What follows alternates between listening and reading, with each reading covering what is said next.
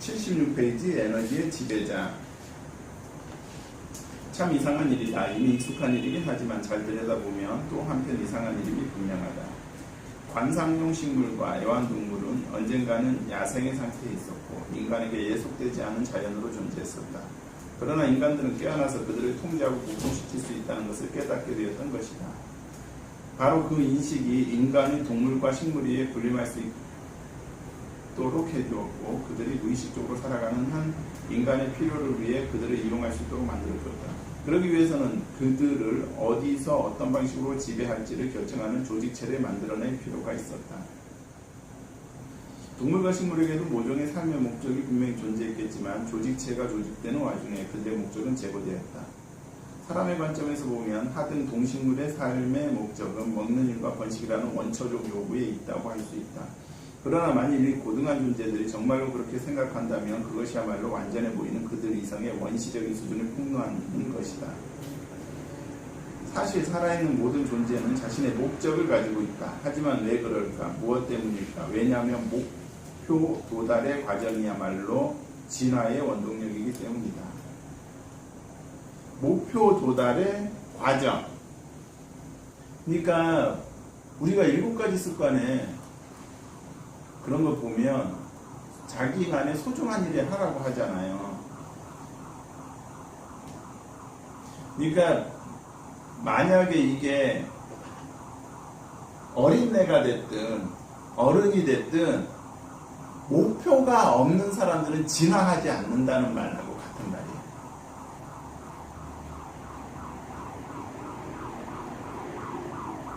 이거 정확하게 암기하셔야 돼요.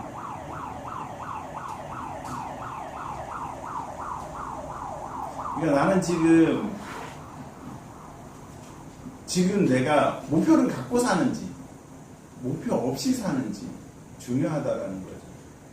그러니까 자꾸 이런 책들이 얘기하는 게 그거잖아요. 너 뭐 생각을 하고 살고 있냐, 멍하게 살고 있냐, 이런 거를 책들이 자주 물어보잖아요. 그러면 사람들의 반응은 그거죠. 세상에 목표 없는 사람이 어디 있어? 그런 식으로 반응을 한단 말이에요. 근데 과연 그럴까라는 거죠. 과연 진짜 정확한 목표가 있게 살고 있느냐는 거죠. 근데 대부분의 사람들은 그런 거 없이 사는 사람들도 많은데 막상 이런 질문에는 자기만의 목표가 있는 것처럼 대답을 한다는 거죠. 어쨌든 이랬든 저랬든 간에 뭐다. 그 사람들은 어쨌든 간에 뭐다. 우리 각자는 지금 스터디 하시는 분들 각자는 자기만의 목표가 확실해야 되겠죠. 왜? 그래야 진화하니까. 그러면 아니 뭐 진화할 수도 있고 안 할 수도 있죠. 왜 진화가 왜 중요해요? 데이비드 호킨스 말에 의하면 진화를 해야 레벨이 올라가고, 그죠? 레벨이 올라가야 어떻게 된다고요? 다음 생에 레벨이 높게 태어나요. 레벨이 올라가야 성공을 한대요. 그리고 레벨이 올라가야 뭐라고요? 부자가 될 확률도 높아진다고 했잖아요. 데이비드 호킨스가.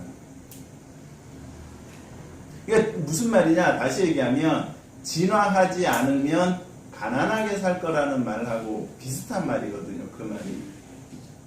그러니까 다시 한번 얘기하면 선생님네는 그걸 감당할 수 있느냐는 거죠. 난 그냥 이렇게 그냥 하루만 먹고 살아도 괜찮아. 이런 거에 자신이 있다면 목표 없이 살고 진화하지 않고 살아도 된다는 거예요. 근데 그게 아니라 내가 좀 더 경제적 풍요 안에서 살고 싶다면 어떻게 해야 된다는 거예요? 목표를 가지고 진화하면서 살아야 된다는 말인 거죠. 재밌는 건 뭐다? 레벨이 상승하면 내가 성공하고 부자로 사는 건 저절로 따라온다라는 거죠. 이 의문에 대해서는 나중에 다시 살펴보기로 하고 우선은 다음 사실에 주목해보자. 살아있는 존재의 진정한 목적은 그것이 무엇이든 간에 아마도 서식하는 환경 속에서만 성취될 수 있을 것이다. 모든 조직은 그 구성의 요소의 목적을 자신의 이익적으로 예속시킨다. 길들여졌거나 조직 안으로 정합된 동식물의 발달은 사람이 정해놓은 방향으로 흘러간다.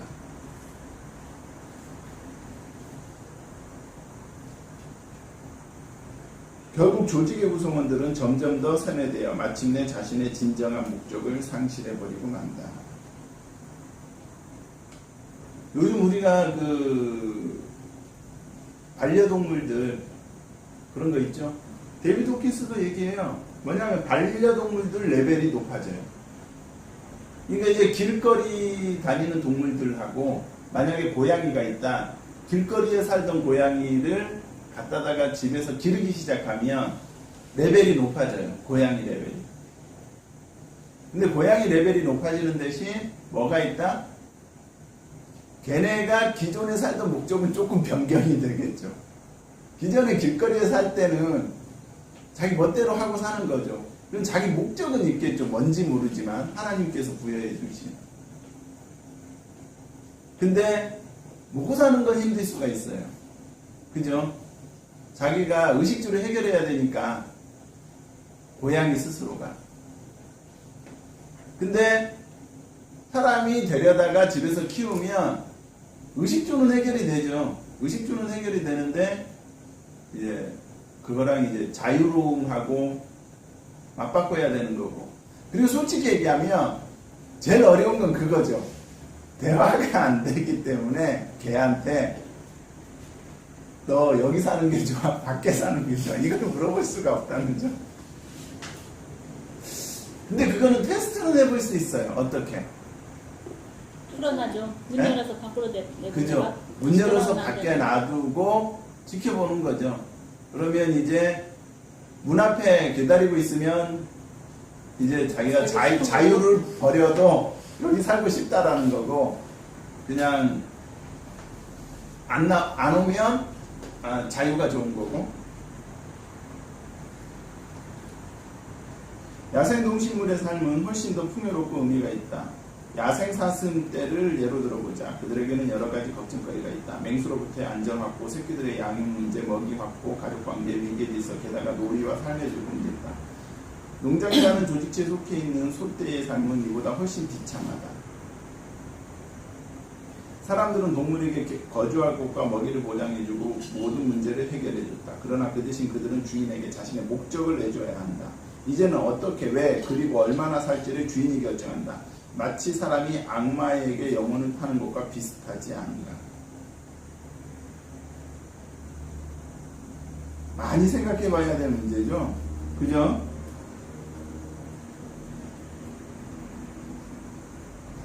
아까 제가 얘기했던 말이죠.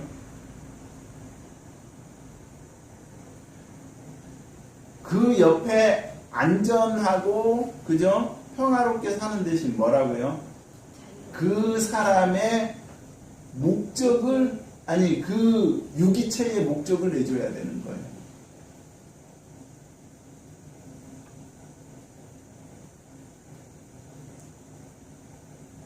여기 보면 어떻게, 왜, 그리고 얼마나 살지를 주인이 결정한다.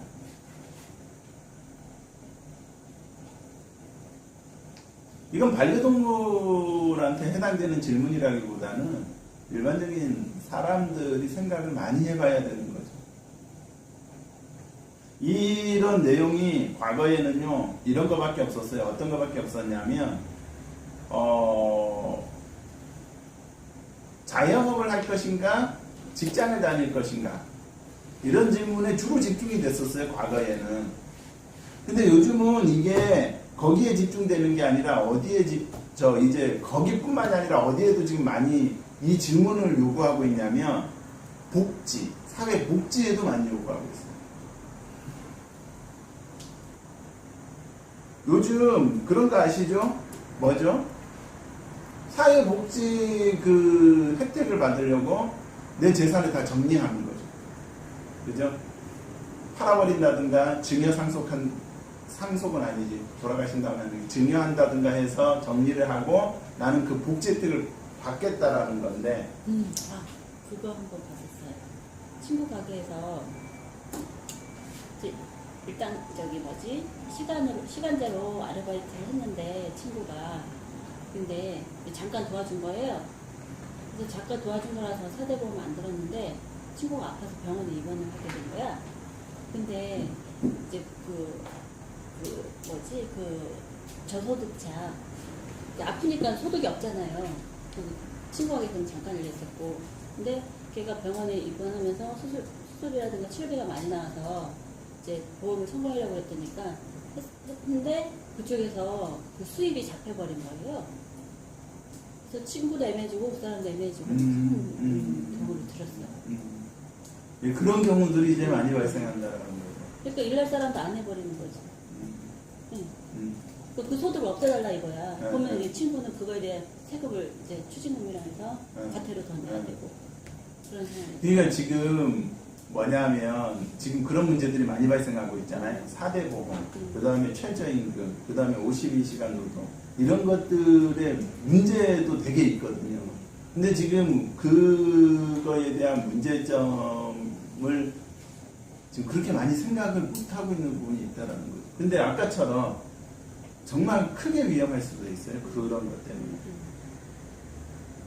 그러니까 실은 그게 어찌 보면 사회복지 혜택이 넓어지는 건 사실이지만 어떤 문제가 생기느냐. 진짜 그 낮은 단계에서 내가 그런 혜택 보지 않더라도 이렇게 할 수 있는 부분에 대한 자유가 없어져 가는 거예요. 왜? 요만한 것도 다 신고하게끔 돼버리니까. 또 우리 같은 경우는 지금 40대, 50대 되면은요, 이런 거에 대한 생각을 많이 해야 되죠. 어떻게, 왜, 얼마나 살 거냐. 이런 거에 대한 고민이 진짜 많아야 되죠. 왜냐면, 지금 우리 또래 사람들이, 직장을 다니는 사람들이 조만간에 퇴직을 고민해야 되는 그런 시기들이거든요. 근데 자유롭지 않아요. 아무리 좋은 직장을 다니고 있더라도 지금 마음이 다 불안해요. 그래서 실은 우리가 좋은 회사를 다닌다고 해도 마음 놓고 회사를 다닐 수 있는 기간은 얼마 되지 않아요. 왜냐하면 우리가 일반적으로 최근에 취직을 하는 게 한 30살 정도 되지 않나요? 남자들은 그 정도 되겠죠. 군대 갔다 오면. 여자들도 그런 정도 되는 것 같아요. 왜냐하면 대학 끝나면 25 정도 되잖아요. 그 다음에 좀 이제 뭐 직장 알아본다고 준비하다 보면 또 몇 년 가잖아요. 무슨 대기업도 아닌데 몇 년씩 준비해요? 여자들은 그냥. 대기업하고 좋은 데만 가려고 하니까 문제인 거죠, 요즘. 몇 명이나 간다고. 몇 명이나 간다고. 평균적으로 보면 여자들은 한 20대 중반, 25, 6 정도. 네. 남자보다는 군대 군대 나온 거는 22, 3살이 맞아요. 남자들은 군대 20대 한 생각하면 30살 정도. 그러면 이 사람들이 마음 놓고 회사를 다닐 수 있는 기간은 10년에서 20년밖에 안 돼요. 그러니까 40대 후반부터 다 이제 퇴직 고민을 해야 되는 거. 승진 고민에 퇴직 고민. 아니다. 40대 초반부터라고 봐야 돼요. 요즘은 그렇죠. 네. 그러니까 맘 놓고 뭔가 결과가 없으면 네, 맘 놓고 잘리니까. 회사 다닐 수 있는 기간은 진짜 10년, 15년? 지금 거의 보장적으로 다 다닐 수 있는 시간. 그러면 인간은 어떤가? 인간은 조직체를 만들어내는 한편으로 그 조직의 노예가 될 수밖에 없는 것이 현실이다. 인간은 자기 자신을 잊어버리고 자신이 누구인지 무엇을 원하는지를 알기를 멈춰버린다. 인간의 모든 활동은 결국 이런저런 상품의 생산, 판매, 구매로 비교된다. 그 모든 구조의 꼭대기, 곧 상부 구조에는 펜듈럼이 있다.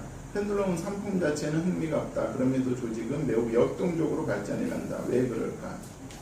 펜듈럼에게 중요한 상품은 다름 아닌 에너지다. 인간은 자신의 안락과 만족을 위해 물건을 구매한다. 그렇지 않은가?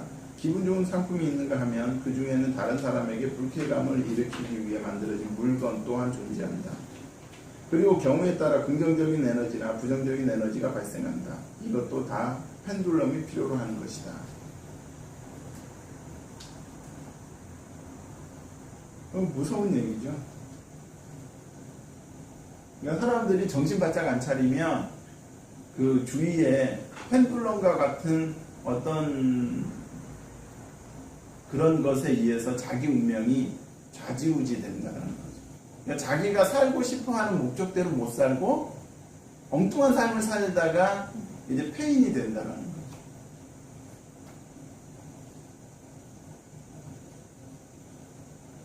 보다시피 물질적인 재화의 생산과 거래만이 전부가 아니다. 무엇보다도 에너지를 팔고 사는 것이다. 그리고 이 모든 에너지 시장은 펜듈럼에 의해 통제된다. 작은 몫은 인간에게 주어지고 큰 몫은 펜듈럼이 가져간다. 누구에게는 건초를, 또 다른 누구에는 우유를 준다. 그래서 잘 생각해야 되는 게 그 부분인 것 같아요. 만약에 우리가 어떤 직장 같은 데 들어갔다.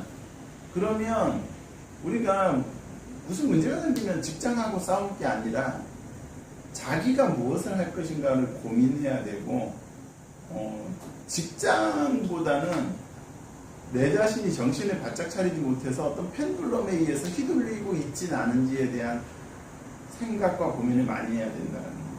그러지 않으면 자기는 뭐 열심히 치열하게 사는 것 같지만 기업이 원하는 게 아니면 네, 나중에는 소용이 없는 거죠. 엉뚱한 데 가서 화풀이 하고 있는 걸 알게 되는 거죠.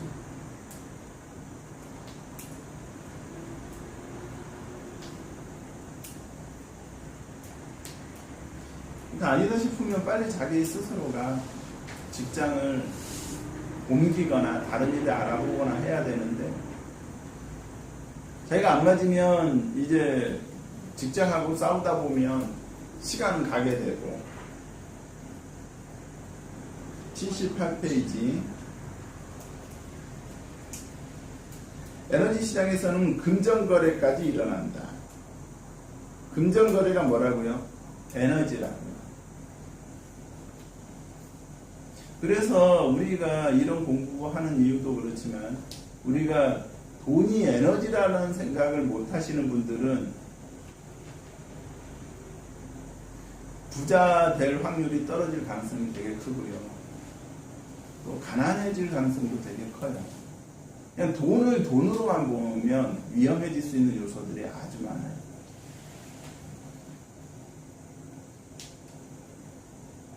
예를 들어 알코올은 순수한 형태의 에너지다. 알코올을 마실 때 당신은 신용으로서 에너지를 얻는 것이다.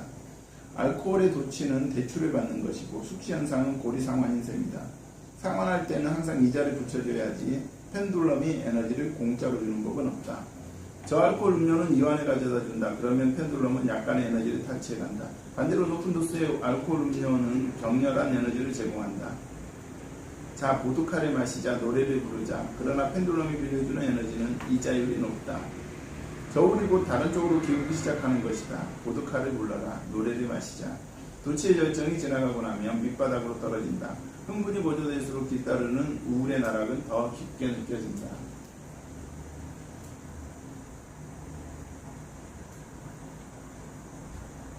우리가 재밌게 놀면, 그죠? 그 다음 더 좀 허전해지는 게 있잖아요. 그게 뭔지를 빨리 알아차리셔야 된다는 거예요. 어찌 보면 적당히 놀고, 그 다음에 그 공허감도 적당히 느끼고, 이런 삶을 살아야만 그런 와중에 그 공허감을 없앨 수 있는 거에 대한 고민도 하는 건데, 마셔서 끝장 보고 마셔서 끝장 보고 이런 거를 계속 하다 보면 이제 결국에는 그 공허감도 못 메우고 자기는 자기도 모르는 사이에 이제 폐인이 되어간다는 거예요. 대부분의 숙취는 신체 기관에 생리적 부담이 가해지는 때문이 아니라 술 마시는 시간 동안 펜듈럼이 인간의 자유 에너지를 사정없이 수탈해 가기 때문에 생기는 것이다. 인간은 괴로워하든지 아니면 또다시 술을 먹든지 해야 한다. 펜듈럼은 느긋하게 또다시 그에게 에너지를 빌려줄 수 있다. 그는 그것을 조만간 반드시 갚아야 할 것이다. 바텐더로부터는 술값을 안 내고 도망갈 수 있어도 펜듈럼에게서는 도망칠 수가 없다. 채무가 커질수록 되갚음은 점점 더 무자비해질 것이다. 이런 상황에서 채무자의 자유에너지는 전적으로 펜듈럼의 손아귀에 놓여있다. 그는 문자 그대로 마치 누군가가 에너지체의 가슴 차크라 부분을 집게로 짚고 있는 것처럼 느껴진다. 펜듈럼은 조건을 제시한다. 요즘 이런 현상들이 좀 많이 일어나고 있잖아요. 최근에도 이게 일어났었는데, 이제 부채에 쪼들리다 보니까 가족이, 아빠가 이제 가족들을 다 죽였나요? 뭐 그런 현상이 최근에 있었는데, 그러니까 적당한 선에서 뭐를 해야 되는데, 그게 잘 안 되는 거죠, 사람들이.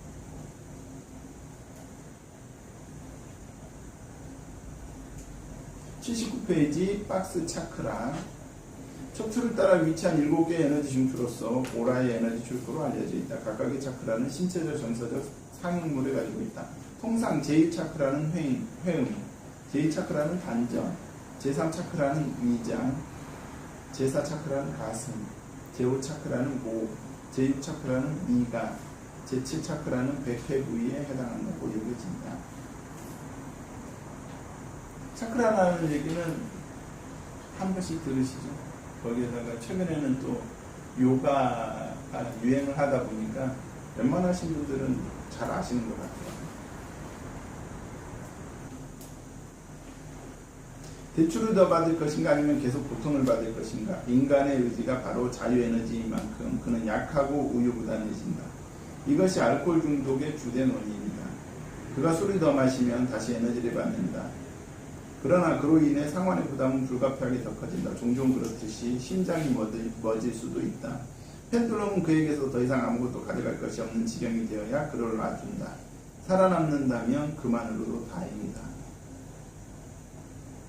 알코올 중독이 어떤 증상을 갖고 오는지는 선생님들이 다 잘 아시니까 더 우리가 여기서 설명하는 것보다 더 비참한 경우가 많죠. 최초의 신용대출은 언제나 축제처럼 호사롭고 즐겁다. 알다시피 생애 첫 Y자는 대단히 감동적이지만 나중에는 매번 그런 것은 아니라 하더라도 그 느낌이 점점 무뎌지고 즐거움이 줄어든다. 펜듈럼은 오직 사람들을 올가미로 끌어들이기 위해서만 지갑을 연다. 빚을 받을 때는 언제나 무자비하여 봐주는 법이 없다. 그러니 만약 이런 종류의 신용대출을 받으려고 한다면 특별히 높은 수준의 각성 상태를 유지할 필요가 있고 자신의 지불 능력을 정확하게 파악하고 있어야만 한다. 대출을 받을 때 조심해야 되는 거는 우리가 부자 아빠 가난한 아빠에 나오듯이 뭘 해야 되냐면 좋은 대출과 나쁜 대출을 구별할 줄 알아야 됩니다.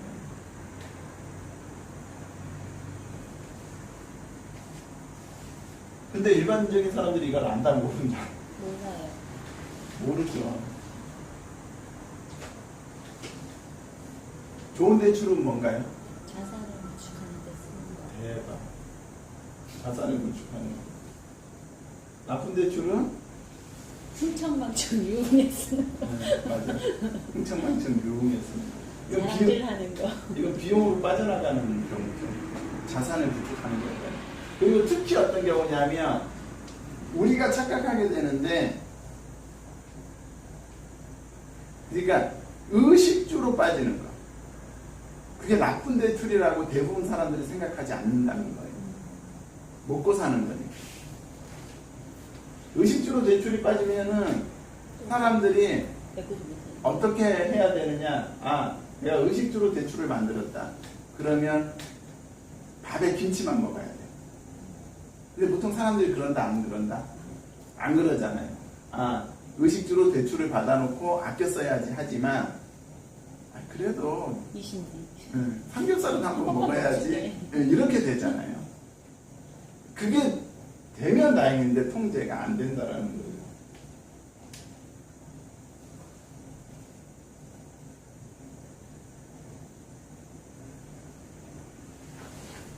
손수지죠? 손수지. 그 다음에 데자뷰.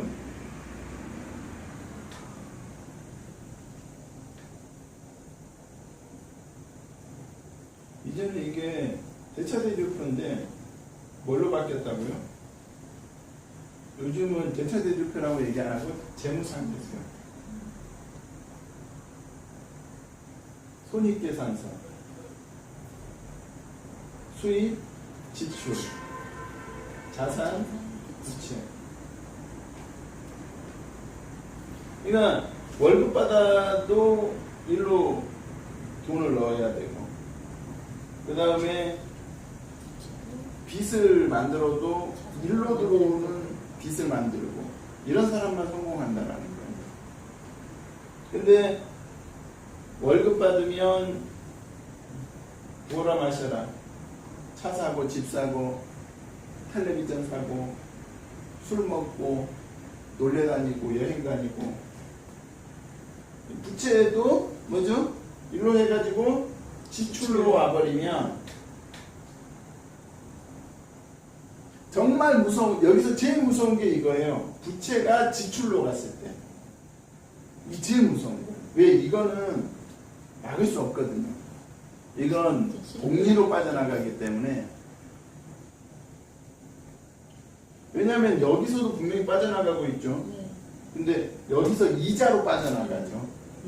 이중으로 빠져, 이건 복리잖아요.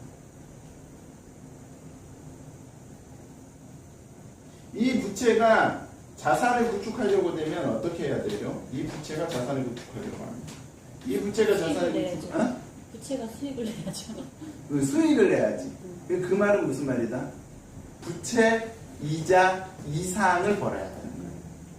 그러니까 만약에 부채, 이자 이상을 못 보는 사업은 빨리 때려쳐야 돼. 그러니까 그런 게 구별이 안 되니까 사람들이 맨날 헤매는 거예요. 여기서도 지금 대출을 받을 때 상환, 그러니까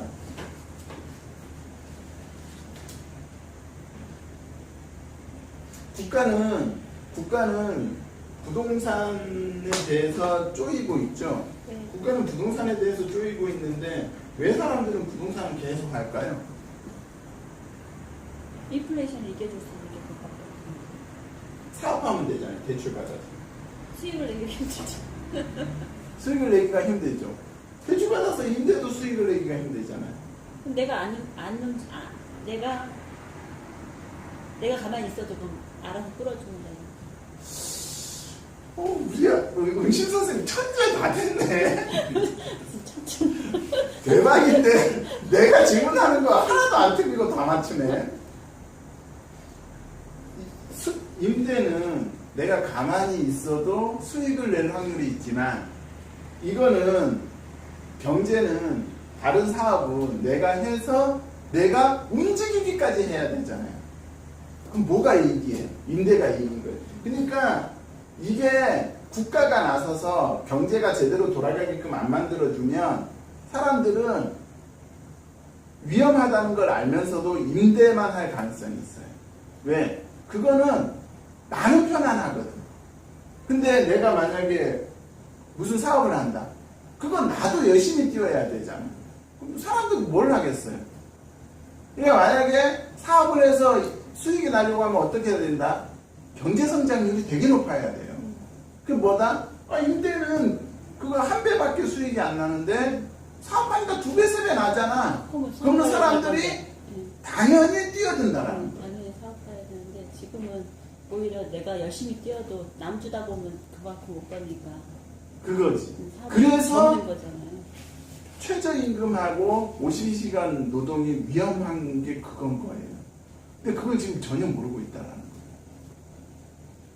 내가 열심히 해서 지금 남주게 생겼는데 한다 안 한다? 안 하지. 어떻게 한다? 서울에 있는 집을 사지. 똘똘한 한 채. 그래서 서울 집값이 계속 뛰는 거죠. 계속 뛰는 거죠.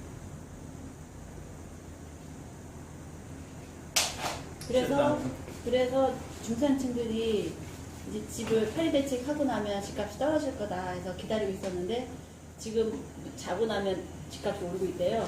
그래서 지금 정부한테 되게 욕을 하고 있대요. 기다렸는데 믿고 기다렸는데 이제 가능성도 없어지잖아요. 하려고 돈 많이 준비해 놔뒀는데